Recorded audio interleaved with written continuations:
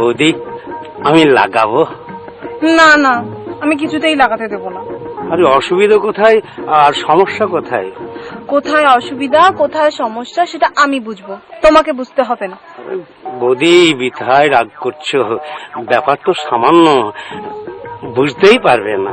সামান্যই হোক আর অসামান্যই হোক, হবে না মানে হবে না। আরে দরকার হয় টাকা পয়সা দেব। টাকা দাও আর পয়সা দাও, আমি লাগাতে দেব না।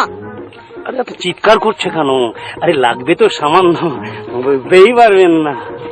বুঝতে পারি আর না পারি, লাগাতে দেব না মানে দেব না। বৌদি কত আশা করে এসেছিলাম, নিরাশ করে দিলে। তোমরা তো আলছাল, কত বড় বড় নেতা মাফিয়া, এমনকি আমার বড় এসেছিল, তাকেও লাগাতে দিইনি। হ্যাঁ, দাদাকে লাগাতে দাওনি? কেন দাওনি বৌদি?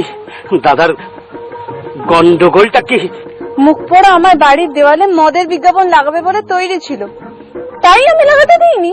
আরে আমরা মদের বিজ্ঞাপন দেব না, আমরা লালিপপ কোম্পানির হাতুড়ি মার্কা জাঙ্গিয়ার বিজ্ঞাপন দেব। জাঙ্গিয়ার বিজ্ঞাপন দাও আর ইয়ের বিজ্ঞাপন দাও, লাগানো হবে না, আসতে পারো।